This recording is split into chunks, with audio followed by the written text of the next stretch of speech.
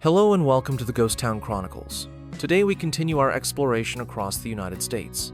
We will discover 10 abandoned military bases of Florida, dive deep into their history, uncover their secrets, and finally, understand what was the reason behind their abandonment.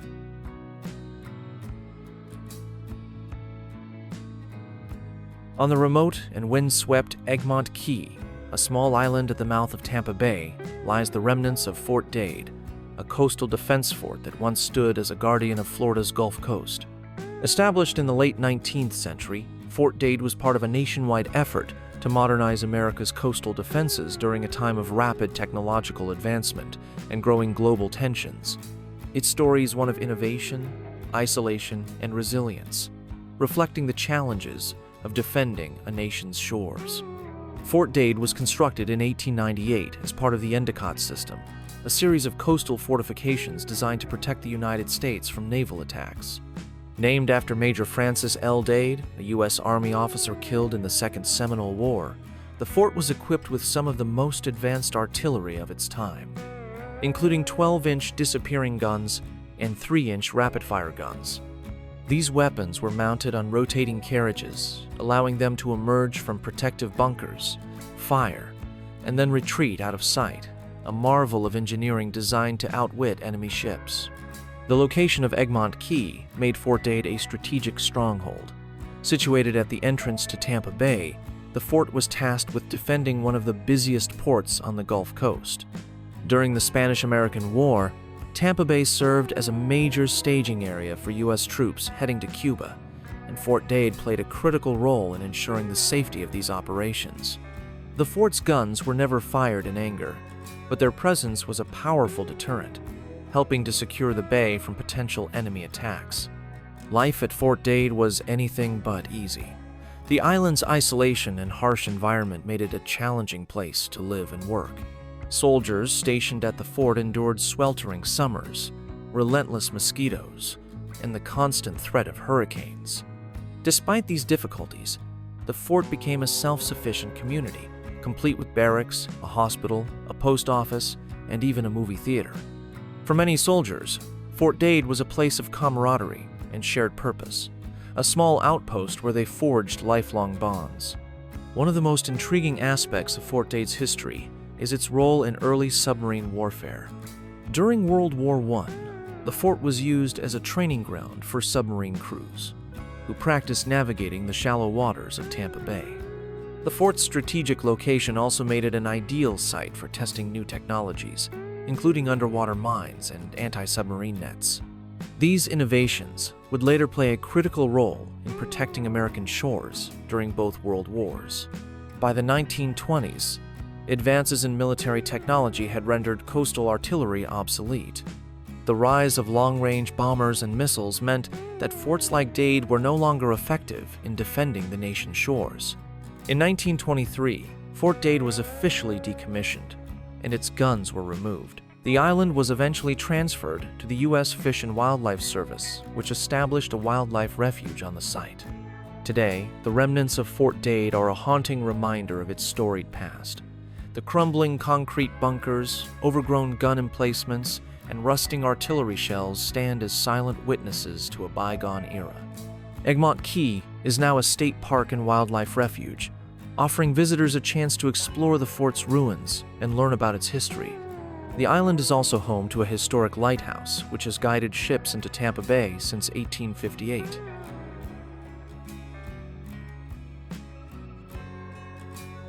Along the banks of the St. Johns River in Green Cove Springs, Florida, lies the legacy of Naval Air Station Lee Field, a place where the skies were filled with the roar of training aircraft and the dreams of young naval aviators taking flight. Established in 1943 during the height of World War II, Lee Field was one of many training facilities built to meet the urgent demand for skilled pilots. Though it operated for only a few years, its impact on the war effort and the lives of those who trained there was profound. Naval Air Station Lee Field was named in honor of Ensign Benjamin Lee, a naval aviator who lost his life during World War I. The airfield was part of the Naval Air Training Command, a sprawling network of bases dedicated to preparing pilots, navigators, and crew members for the challenges of aerial combat. At its peak, Lee Field was a hive of activity, with hundreds of cadets passing through its gates each month. The primary aircraft used at Lee Field was the SNJ Texan, a single-engine trainer known for its versatility and reliability. The SNJ was the perfect plane for teaching the fundamentals of flight, from basic maneuvers to advanced combat techniques. For many young cadets, their first solo flight in an SNJ was a defining moment, a rite of passage that marked the beginning of their journey as naval aviators. One of the most remarkable aspects of Lee Field's history is its role in training women Air Force Service pilots, the pioneering female pilots who broke barriers and proved their skill and courage in the skies. While the primary training site for the WASPs was in Sweetwater, Texas, some of these trailblazing aviators also trained at Lee Field, further cementing the airfield's place in aviation history. Their presence was a powerful reminder of the fight for equality, even in the midst of a global war. As World War II drew to a close, the need for training bases like Lee Field diminished. In 1946, just 3 years after it opened, Naval Air Station Lee Field was decommissioned. The airfield's facilities were transferred to the city of Green Cove Springs, which repurposed the site for civilian use. The runways that once echoed with the sound of SNJ engines were now used for general aviation and crop dusting. Today, the legacy of Naval Air Station Lee Field lives on in unexpected ways. The site is now part of the Reynolds Industrial Park, a thriving hub for businesses and industry. The old runways and hangars have been replaced by warehouses and offices, but the spirit of innovation and determination that defined Lee Field remains. One of the most striking reminders of Lee Field's past is the Green Cove Springs Naval Air Station Museum, which preserves artifacts, photographs, and stories from the airfield's wartime years. The museum serves as a tribute to the men and women who trained at Lee Field and the local residents who supported the war effort. For veterans and their families, it is a place of remembrance and reflection, ensuring that the sacrifices made during World War II are never forgotten.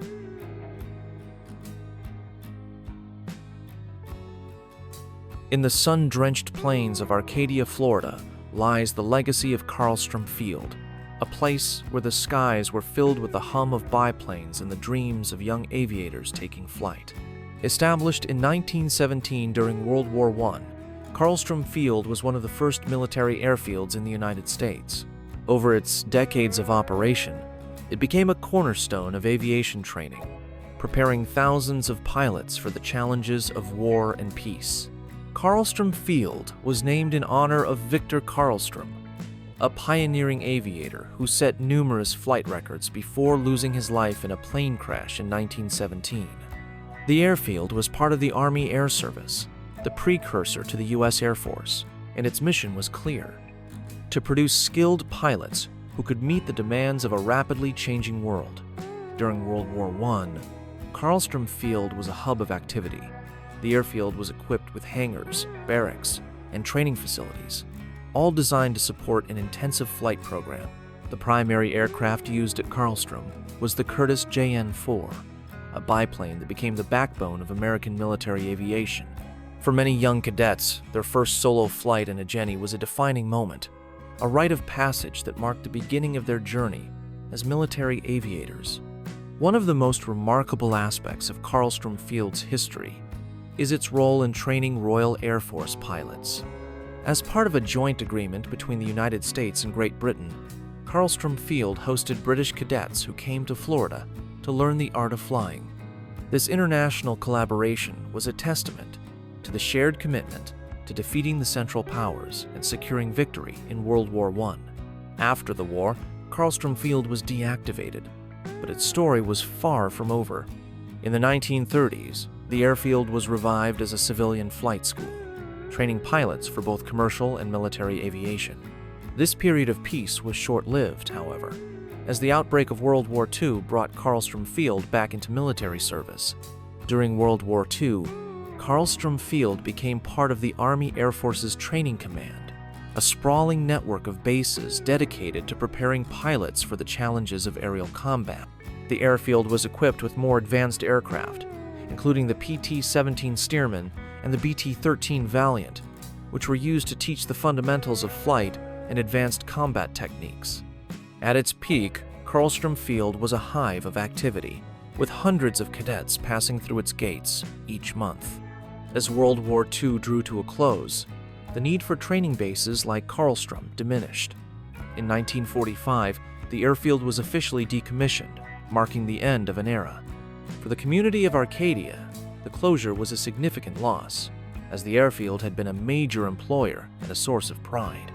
But Carlstrom Field's story didn't end there.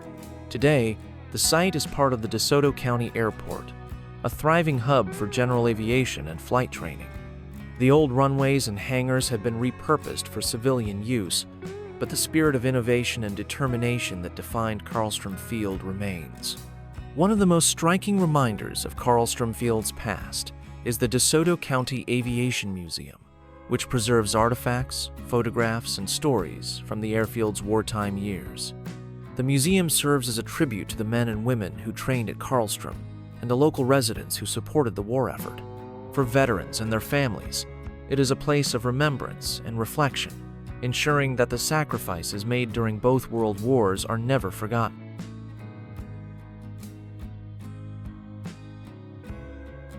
Established during World War II in Miami-Dade County, the base has been at the center of critical military operations, Cold War tensions, and natural disasters that have shaped its evolution.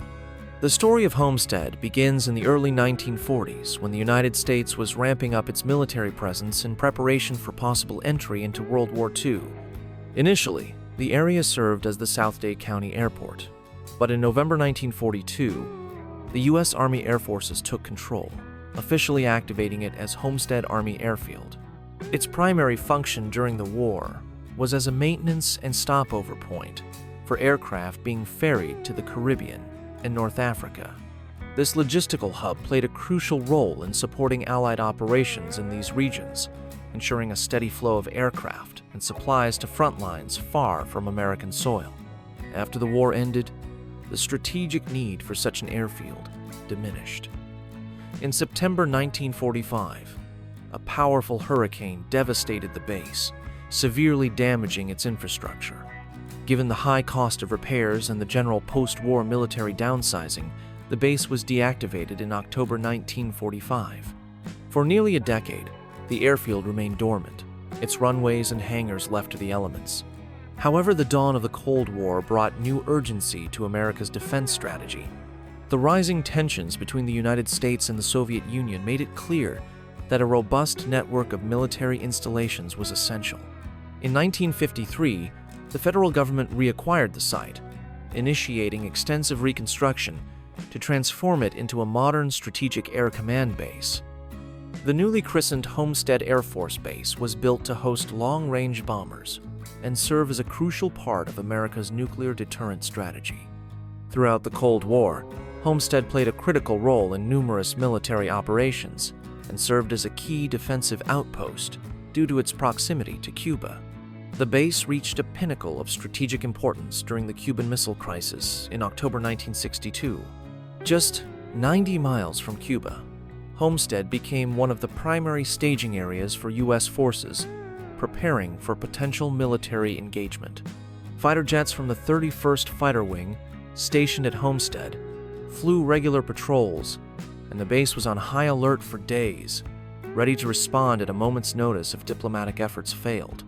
The crisis ultimately de-escalated without armed conflict, but Homestead's role cemented its reputation as a vital piece of America's defense infrastructure. The following decades saw the base continue its operations, hosting various fighter wings and participating in both domestic and international missions. Pilots trained for air-to-air combat and tactical operations, maintaining readiness against both conventional and nuclear threats. Homestead became a community hub as well, with thousands of military personnel and their families calling the base home. Then, in 1992, disaster struck. On the 24th of August, Hurricane Andrew, one of the most powerful storms in U.S. history, made direct landfall over Homestead as a Category 5 hurricane. With sustained winds over 165 miles per hour, the hurricane devastated the base, leveling buildings, ripping apart hangars, and leaving the entire installation in ruins. Every structure on the base sustained some level of damage, and many were completely destroyed. In the days following the storm, there was widespread speculation that the base would be permanently closed due to the extent of the destruction. Initially slated for closure under the base realignment and closure process, Homestead's fate hung in the balance. However, a determined campaign by local officials, military advocates, and community members emphasized the strategic importance of the base and its potential for recovery. After months of debate, the Commission reversed its decision, opting instead to convert the base into an Air Force Reserve installation. On the 31st of March, 1994, the base was officially redesignated as Homestead Air Reserve Base.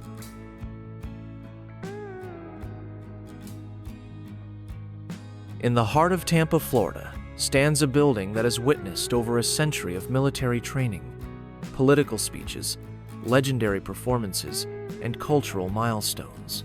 Fort Homer Hesterly Armory, once a key National Guard facility, is now a repurposed historical landmark, but its story is deeply intertwined with American military history, political events, and entertainment.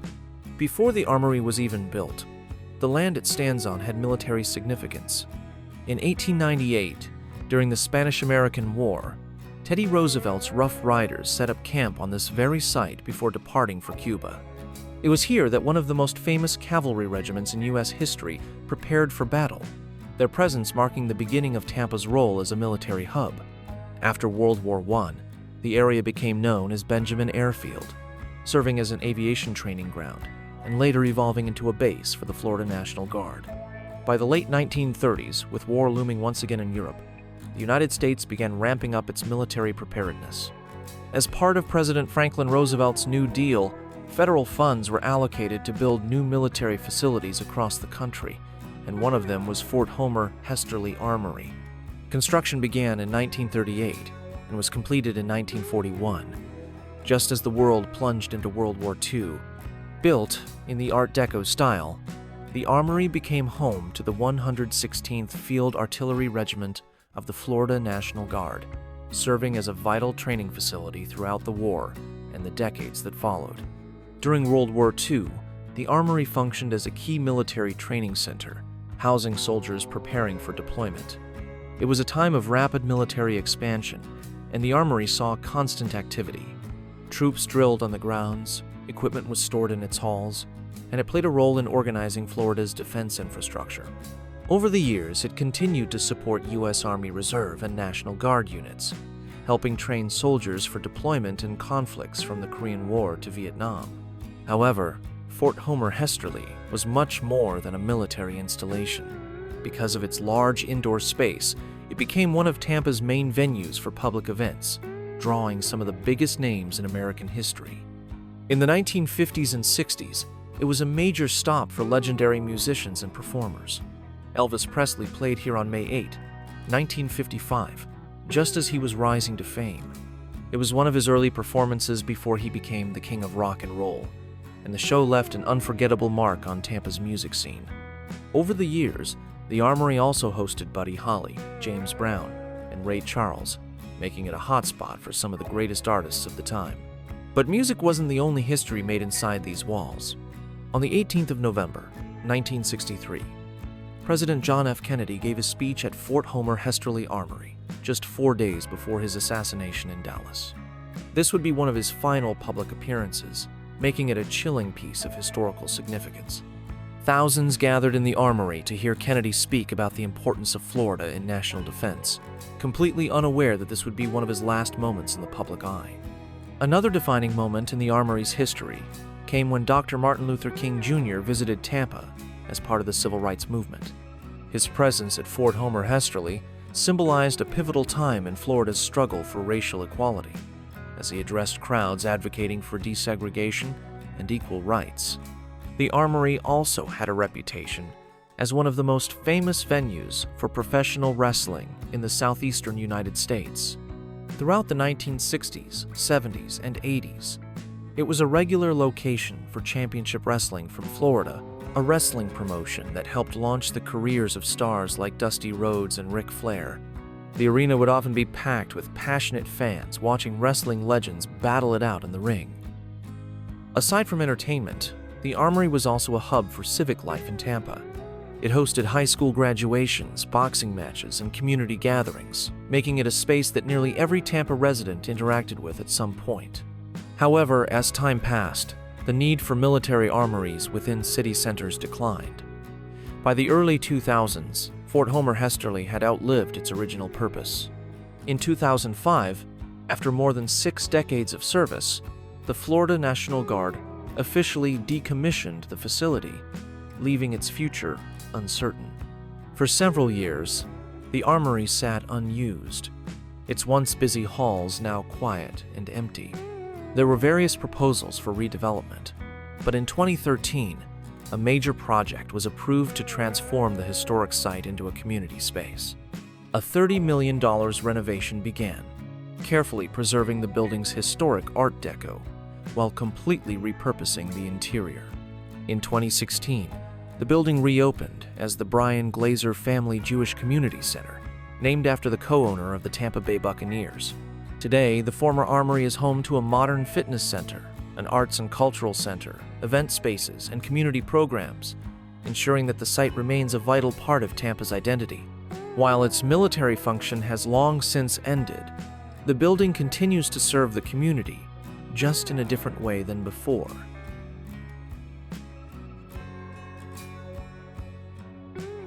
In the bustling coastal city of Fort Lauderdale, Florida, lies the legacy of Naval Air Station Fort Lauderdale, a place where the skies were filled with the roar of training aircraft and the dreams of young naval aviators taking flight.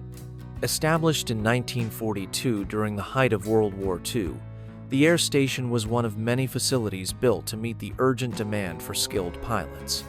Over its brief but impactful existence, it became a cornerstone of naval aviation training, leaving an indelible mark on history. Naval Air Station Fort Lauderdale was part of the Naval Air Training Command, a nationwide network of bases dedicated to preparing pilots, navigators, and crew members for the challenges of aerial combat. The air station was equipped with runways, hangars, and barracks, all designed to support an intensive training program. At its peak, it was a hive of activity, with hundreds of cadets passing through its gates each month. The primary aircraft used at the air station was the TBM Avenger, a rugged torpedo bomber that became a workhorse of the U.S. Navy during World War II.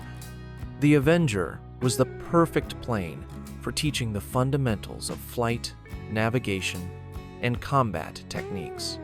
For many young cadets, their first solo flight in an Avenger was a defining moment, a rite of passage that marked the beginning of their journey as naval aviators. One of the most dramatic and enduring aspects of Naval Air Station Fort Lauderdale's history is its connection to the infamous Flight 19 disappearance. On the 5th of December, 1945, 5 TBM Avengers took off from the air station on a routine training mission. Led by experienced instructor Lieutenant Charles Taylor, the flight was scheduled to conduct a navigation exercise over the Atlantic Ocean. However, something went terribly wrong. The flight became disoriented, and despite repeated attempts to regain their bearings, the planes vanished without a trace. A massive search and rescue operation was launched, but no wreckage or survivors were ever found. The disappearance of Flight 19 remains one of the greatest mysteries in aviation history, and is often cited as a key event in the lore of the Bermuda Triangle. The incident cast a long shadow over Naval Air Station Fort Lauderdale, forever linking it to one of the most enigmatic stories of the 20th century. As World War II drew to a close, the need for training bases like Fort Lauderdale diminished. In 1946, just 4 years after it opened, Naval Air Station Fort Lauderdale was decommissioned. The air station's facilities were transferred to the city of Fort Lauderdale, which repurposed the site for civilian use. The runways that once echoed with the sound of TBM engines were now used for general aviation and commercial flights. Today, the legacy of Naval Air Station Fort Lauderdale lives on in unexpected ways. The site is now part of Fort Lauderdale Hollywood International Airport, one of the busiest airports in Florida. The old runways and hangars have been replaced by modern terminals and infrastructure, but the spirit of innovation and determination that defined the air station remains. One of the most poignant reminders of the air station's past is the Naval Air Station Fort Lauderdale Museum, located in a restored World War II-era building. The museum preserves artifacts, photographs, and stories from the air station's wartime years, including exhibits dedicated to Flight 19. For veterans and their families, it is a place of remembrance and reflection, ensuring that the sacrifices made during World War II are never forgotten.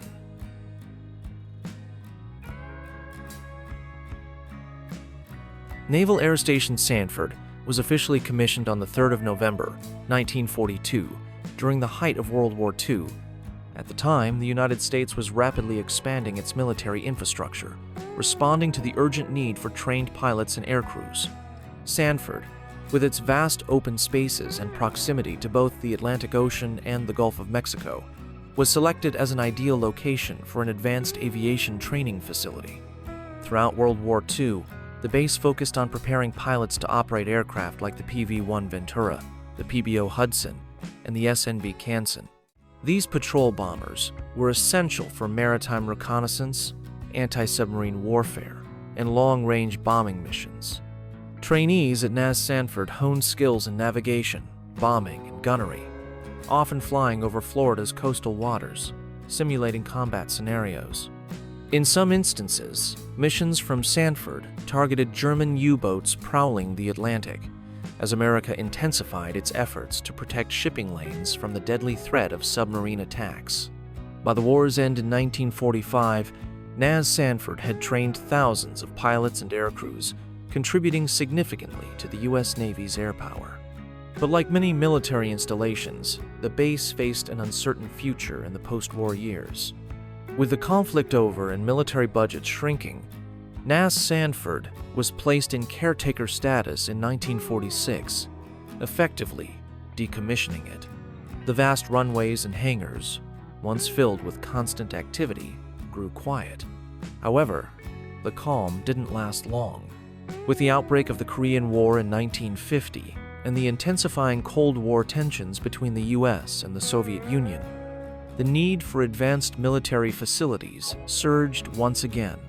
NAS Sanford was reactivated as Naval Auxiliary Air Station Sanford and soon expanded to become a master jet base, a significant elevation in status that reflected the importance of the aircraft it would now support. As military technology advanced, NAS Sanford became synonymous with one of the Navy's most iconic aircraft, the North American A-5A Vigilante, and later its reconnaissance variant, the RA-5C Vigilante. With its distinctive long fuselage, twin engines, and capability to fly at Mach 2, the Vigilante was among the most advanced aircraft of its time. By the mid-1960s, nearly 4,000 military personnel were stationed at the base, along with hundreds of civilian employees who supported its operations. The base became home to several RA-5C Vigilante squadrons, with pilots constantly training for carrier operations. The Replacement Air Group, later known as the Fleet Replacement Squadron, was responsible for transitioning pilots to the complex Vigilante, ensuring they were ready for carrier deployments. The Vietnam War escalated NAS Sanford's significance. Throughout the conflict, the RA-5C Vigilante played a critical role in reconnaissance missions over North Vietnam. These dangerous flights involved flying over enemy territory at high speeds, capturing photographic intelligence on enemy troop movements, supply lines, and strategic targets. As the Vietnam War dragged on, the U.S. Department of Defense sought ways to cut costs, and many military installations were marked for closure. In 1968, as part of broader budget reductions, the decision was made to close NAS Sanford. It was a devastating blow to the community, which had grown alongside the base. Local businesses, schools, and families had thrived thanks to the economic impact of the station, and its closure left a significant void. The last RA-5C Vigilante departed NAS Sanford in 1969, marking the end of the base's military operations. The closure, however, did not mark the end of the site's aviation legacy. Shortly after the Navy's departure, the facility was transferred to the city of Sanford, which sought to repurpose the vast airfield. Over the following decades, the site underwent significant transformations, gradually evolving into what is now known as Orlando Sanford International Airport.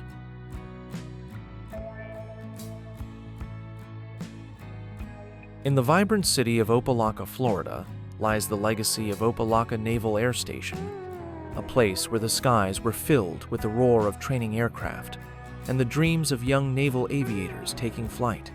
Established in 1942 during the height of World War II, the air station was one of many facilities built to meet the urgent demand for skilled pilots. Over its brief but impactful existence, it became a cornerstone of naval aviation training, leaving an indelible mark on history. Opa-locka Naval Air Station was part of the Naval Air Training Command, a nationwide network of bases dedicated to preparing pilots, navigators, and crew members for the challenges of aerial combat. The air station was equipped with runways, hangars, and barracks, all designed to support an intensive training program. At its peak, it was a hive of activity, with hundreds of cadets passing through its gates each month. The primary aircraft used at the air station was the SNJ Texan, a single-engine trainer known for its versatility and reliability.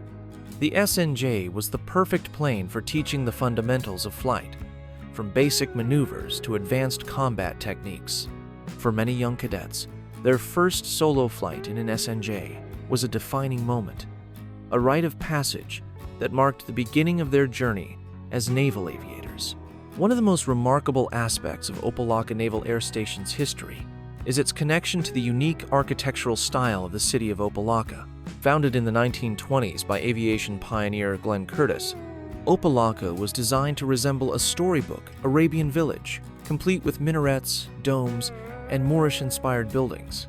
The air station, while primarily functional, incorporated some of this distinctive architectural flair, creating a striking contrast between its military purpose and its whimsical surroundings. As World War II drew to a close, the need for training bases like Opa-locka diminished. In 1946, just 4 years after it opened, Opa-locka Naval Air Station was decommissioned. The air station's facilities were transferred to the city of Opa-locka, which repurposed the site for civilian use. The runways that once echoed with the sound of SNJ engines were now used for general aviation and commercial flights. Today, the legacy of Opa-locka Naval Air Station lives on in unexpected ways. The site is now part of Opa-locka Executive Airport, a thriving hub for general aviation and flight training. The old runways and hangars have been replaced by modern terminals and infrastructure, but the spirit of innovation and determination that defined the air station remains. One of the most poignant reminders of the air station's past is the Opa-locka Community Development Corporation, which works to preserve the city's unique architectural heritage and promote economic development. The corporation's efforts ensure that the legacy of Opa-locka Naval Air Station is not forgotten, honoring the men and women who served there and the local residents who supported the war effort.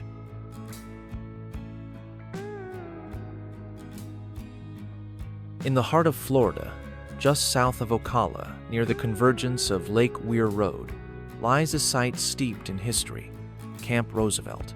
Established in the mid-1930s, this camp has served multiple pivotal roles, from housing ambitious infrastructure projects to providing educational opportunities during challenging times. The origins of Camp Roosevelt date back to September 1935, when the U.S. Army Corps of Engineers initiated the Cross-Florida Barge Canal Project. This ambitious endeavor aimed to create a navigable waterway across the Florida Peninsula, reducing the need for ships to traverse the treacherous Florida Straits. To support this massive construction effort, a temporary residential camp was established to accommodate the large labor force and administrative staff. Named in honor of President Franklin D. Roosevelt, the camp quickly transformed into a bustling community. By mid-November 1935, the headquarters boasted 4 office buildings, 76 dwellings, 2 dormitories, a mess hall, and various other facilities. However, the canal project faced significant opposition. Concerns arose that excavating a deep canal might disrupt and contaminate the underground aquifer, jeopardizing the state's freshwater supply. These environmental apprehensions, combined with funding challenges, led to the suspension of the project in the summer of 1936, leaving Camp Roosevelt's future uncertain. Seizing the opportunity to repurpose the existing infrastructure, the Works Progress Administration, in collaboration with the University of Florida, transformed Camp Roosevelt into an adult education center. Under the leadership of Major Bert Clare Riley, the university's Dean of Extension Services, the camp offered a variety of short courses. Subjects ranged from model design and leathercraft to art appreciation and administrative training. The goal was to equip individuals with skills that could enhance their employability during the challenging years of the Great Depression. As the nation edged closer to World War II, the focus of Camp Roosevelt shifted once more. In partnership with the National Youth Administration, the camp began offering vocational training tailored to the defense industry. Courses in nursing, welding, woodworking, and sign-making were introduced, preparing young men and women for roles vital to the war effort. The camp's population diversified, encompassing both male and female enrollees, all contributing to the national defense initiatives. The conclusion of World War II brought a new set of challenges, notably a severe housing shortage for returning veterans and their families. Recognizing the potential of Camp Roosevelt's existing facilities, local authorities appealed to the federal government to repurpose the camp as temporary housing. Their efforts were successful, and the camp's residences soon provided much-needed shelter for numerous families transitioning back to civilian life. In the subsequent years, as the demand for temporary housing diminished and the Cross-Florida Barge Canal project was permanently abandoned, Camp Roosevelt structures were declared surplus property. Many of the buildings were sold to private individuals, and the area gradually evolved into a residential neighborhood known as Roosevelt Village. Today, while modern developments have transformed the landscape, the legacy of Camp Roosevelt endures, reflecting a rich history of adaptability and service to the community. From its inception as a hub for a grand engineering project to its roles in education, vocational training, and veteran housing, Camp Roosevelt stands as a testament to resilience and resourcefulness in the face of changing national needs. In the early 1940s, as the United States braced for involvement in World War II, the need for specialized military training facilities became paramount. Nestled along the Gulf Coast in Carrabelle, Florida, Camp Gordon Johnston emerged as a pivotal site dedicated to preparing troops for amphibious warfare, a type of combat that would prove essential in both the European and Pacific theaters. Established in September 1942, the camp was initially known as Camp Carrabelle. Shortly thereafter, it was renamed in honor of Colonel Gordon Johnston, a distinguished soldier who had served in the Spanish-American War, the Philippine-American War, and World War I. The location was strategically chosen for its resemblance to various global coastal terrains, making it an ideal training ground for amphibious assaults. The surrounding areas, including the beaches of Carrabelle and St. George Island, offered diverse conditions that mimicked those soldiers would face during actual landings. The primary mission of Camp Gordon Johnston was to train entire infantry divisions and their support units in the complexities of amphibious operations. This comprehensive training encompassed shore-to-shore and ship-to-shore movements, obstacle navigation, and the use of live ordnance. Troops underwent rigorous exercises, including grenade and bayonet courses, demolitions training, and live fire exercises with rockets, artillery, and mortars. The camp's extensive facilities spanned over 159,000 acres, providing ample space for realistic and varied training scenarios. Between 1942 and 1946, Camp Gordon Johnston was instrumental in readying a significant portion of the U.S. Army for amphibious warfare. 3 infantry divisions and 2 engineer special brigades underwent intensive training here before deploying to confront Axis powers in both Europe and the Pacific. The camp's programs were so extensive that, by the end of World War II, approximately 250,000 men had been trained at the facility. In addition to its training mission, the camp also served as a prisoner of war facility. Starting in March 1944, German and Italian POWs were housed at Camp Gordon-Johnston, making it the second largest prisoner of war base in Florida. These prisoners were primarily engaged in labor within the military camp, contributing to its operational needs. Following the conclusion of World War II, the necessity for such large-scale training facilities diminished.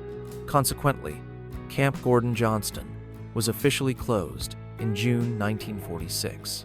Over time, many of the original structures were dismantled or repurposed, and the once bustling training grounds gradually returned to their natural state.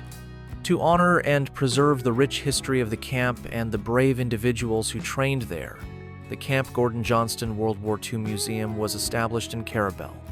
Located at 1873 Highway 98 West, directly across from Carrabelle Beach, the museum offers visitors a comprehensive look into the camp's pivotal role during the war. Exhibits feature an array of artifacts, including vehicles, photographs, uniforms, and personal memorabilia, providing a tangible connection to the past. The museum is dedicated to ensuring that the legacy of Camp Gordon-Johnston and its contributions to the Allied victory are not forgotten. Today, while the physical traces of Camp Gordon-Johnston have largely faded, its impact endures. The rigorous training conducted on these Floridian shores equipped countless soldiers with the skills and resilience necessary for the daunting amphibious assaults that were crucial to Allied success in World War II. The museum stands as a testament to this legacy, inviting future generations to reflect upon and honor the sacrifices made in the pursuit of global peace and freedom.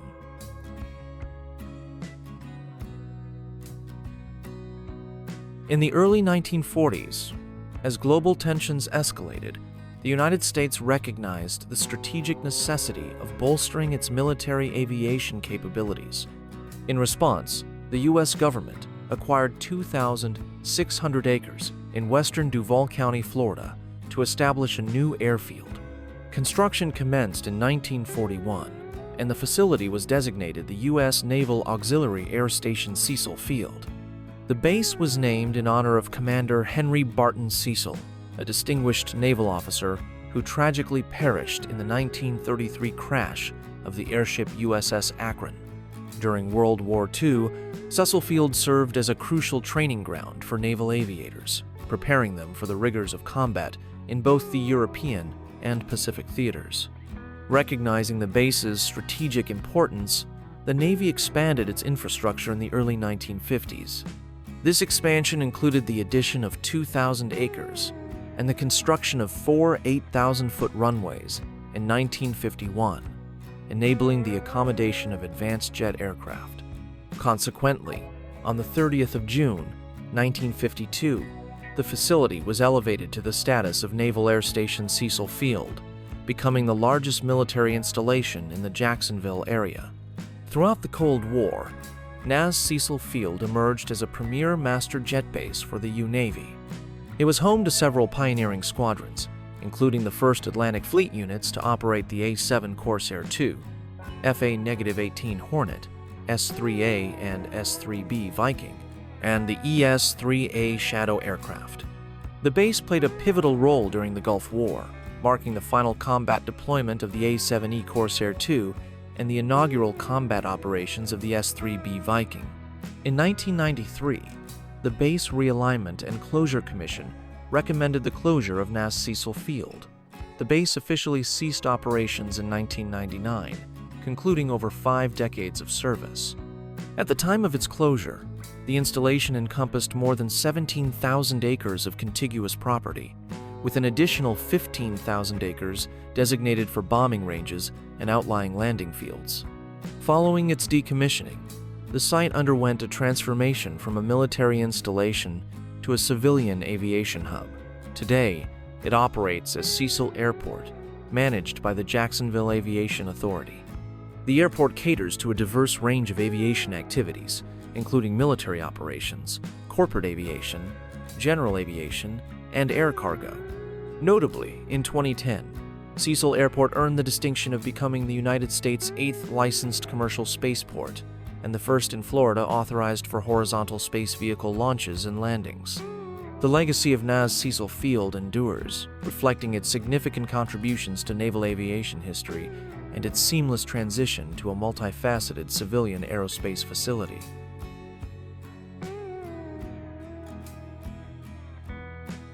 In the heart of Central Florida, just outside Orlando, lies the legacy of Pinecastle Air Force Base, a place where the skies were filled with the thunderous roar of B-47 Stratojets and the dreams of young airmen preparing for the challenges of the Cold War. Established in 1951, Pinecastle was a key training facility for the Strategic Air Command, the branch of the U.S. Air Force responsible for nuclear deterrence.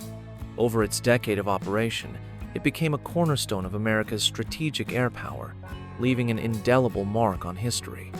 Pinecastle Air Force Base was named after Pinecastle Bombing Range, a nearby training area used during World War II. The base was designed to support the training of bomber crews, particularly those flying the B-47 Stratojet, a cutting-edge jet bomber that became the backbone of nuclear arsenal. The B-47 was a marvel of engineering, capable of flying at high speeds and altitudes to deliver nuclear payloads deep into enemy territory. Life at Pinecastle was intense and demanding. Air crews underwent rigorous training in navigation, bombing accuracy, and aerial refueling, preparing for the possibility of global conflict. The base was equipped with state-of-the-art facilities, including runways, hangars, and simulators, all designed to replicate the conditions of real combat.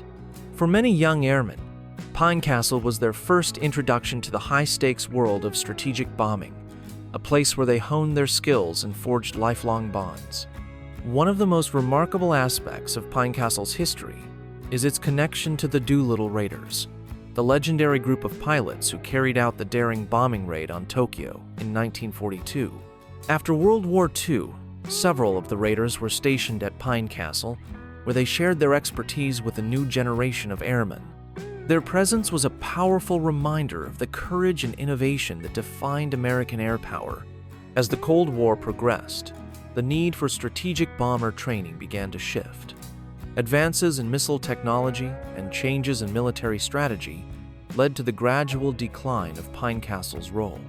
In 1958, the base was renamed McCoy Air Force Base in honor of Colonel Michael McCoy, a B-47 pilot who lost his life in a training accident. Despite the name change, the base continued to serve as a vital training facility until its closure in 1975. But Pinecastle's story didn't end there. Today, the site is part of Orlando International Airport, one of the busiest airports in the United States. The old runways and hangars have been replaced by modern terminals and infrastructure, but the spirit of innovation and determination that defined Pinecastle remains. One of the most striking reminders of Pinecastle's past is the McCoy Memorial, located near the airport. The memorial honors the men and women who served at Pinecastle and McCoy Air Force Base, ensuring that their contributions to national security are never forgotten. For veterans and their families, it is a place of remembrance and reflection, a tribute to the courage and dedication of those who served. This facility, initially designated as Base Field O-1913, was strategically located on the west side of Escambia Bay, approximately 16 miles northeast of Pensacola. Construction commenced swiftly, and by the 1st of October 1941, the airfield was operational. On that day, 5 divisions of aircraft transferred from Pensacola, marking the beginning of flight operations. The morning was dedicated to dedication ceremonies, and by the afternoon, training flights were underway. Recognizing the significance of this new installation, the Navy named it Ellyson Field in honor of Commander Theodore Ellyson, the Navy's first aviator. The facility featured 8 paved runways, the longest measuring 3,550 feet, and 3 red brick hangars, characteristic of the Pensacola area's naval airfields. As World War II intensified, Ellyson Field's role expanded. On the 1st of January 1943, it was designated as a Naval Auxiliary Air Station, serving as a crucial support facility for NAS Pensacola. In 1945, the Intermediate Instructor School relocated to Ellyson Field, further solidifying its importance in training naval aviators. However, with the conclusion of World War II, the demand for such extensive training facilities diminished. By November 1945, primary and basic training operations were transferred to Corpus Christi, Texas, and Ellyson Field was relegated to storage status. The air station was deactivated in 1947. During this period of inactivity, parts of the facility found new purposes.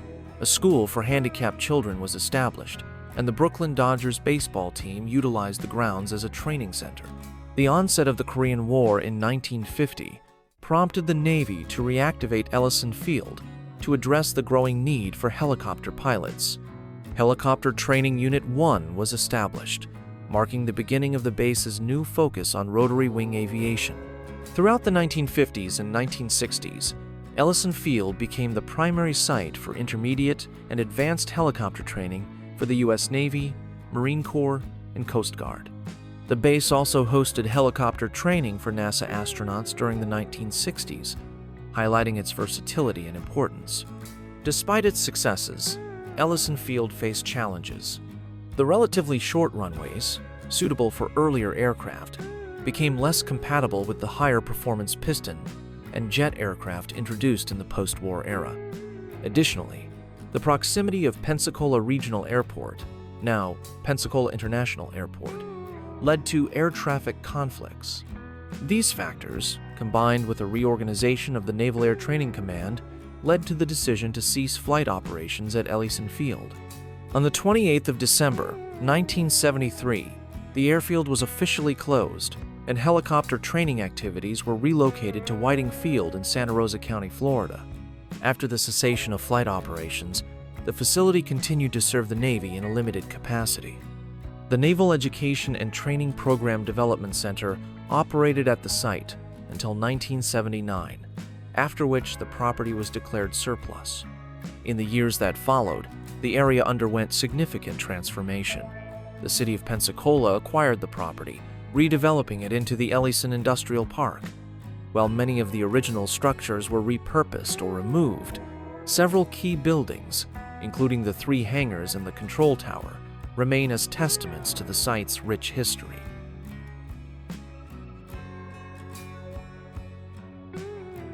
In the heart of Orlando, Florida, lies the legacy of Naval Training Center Orlando, a place where thousands of sailors began their journey in the U.S. Navy. Established in 1968, NTC Orlando was one of the Navy's premier training facilities, dedicated to preparing recruits for the challenges of military service. Over its 3 decades of operation, it became a cornerstone of naval education, leaving an indelible mark on the community and the lives of those who trained there. NTC Orlando was designed to be a state-of-the-art training facility, equipped with classrooms, barracks, and specialized training areas. Its mission was to provide recruits with the skills and knowledge they needed to succeed in the Navy, from basic seamanship to advanced technical training. At its peak, the center trained over 20,000 sailors annually, making it one of the largest and most important training hubs in the country. One of the most significant aspects of NTC Orlando's history was its role in the Recruit Training Command, the Navy's boot camp for new recruits. For many young men and women, NTC Orlando was their first introduction to military life, a place where they learned discipline, teamwork, and the core values of the Navy. The training was rigorous and demanding, but it also fostered a sense of camaraderie and pride that would stay with the recruits for the rest of their lives. In addition to basic training, NTC Orlando was home to the Naval Nuclear Power Training Command, which trained sailors to operate and maintain the Navy's nuclear-powered ships and submarines. This program was one of the most advanced and demanding in the military, requiring recruits to master complex technical skills and rigorous safety protocols. The graduates of this program went on to serve on some of the most advanced vessels in the Navy, including aircraft carriers and submarines. NTC Orlando also played a key role in the Naval Reserve Program, providing training and support for reservists who balanced their military service with civilian careers. The center's facilities included a mock ship, known as the USS Blue Jacket, where reservists could practice their skills in a realistic environment. This hands-on training was essential for maintaining the readiness of the Navy's reserve forces. As the Cold War drew to a close, the need for large-scale training facilities like NTC Orlando began to diminish. In 1993, the base was slated for closure as part of the base realignment and closure process. For the Orlando community, the closure was a significant loss, as the base had been a major employer and a source of pride. But NTC Orlando's story didn't end there. Today, the site has been transformed into Baldwin Park, a vibrant mixed-use neighborhood that blends residential, commercial, and recreational spaces. The old barracks and training facilities have been replaced by modern homes, shops, and parks, but the spirit of community and innovation that defined NTC Orlando remains. One of the most striking reminders of NTC Orlando's past is the Veterans Memorial Park, located in the heart of Baldwin Park. The park features a memorial wall, a reflecting pool, and a series of plaques that honor the men and women who served at NTC Orlando. For veterans and their families, it is a place of remembrance and reflection, ensuring that the sacrifices made by those who trained there are never forgotten. Thank you for joining us today on this journey. Make sure to subscribe to the channel and leave a like if you enjoyed the video. See you next time for more Ghost Town Chronicles.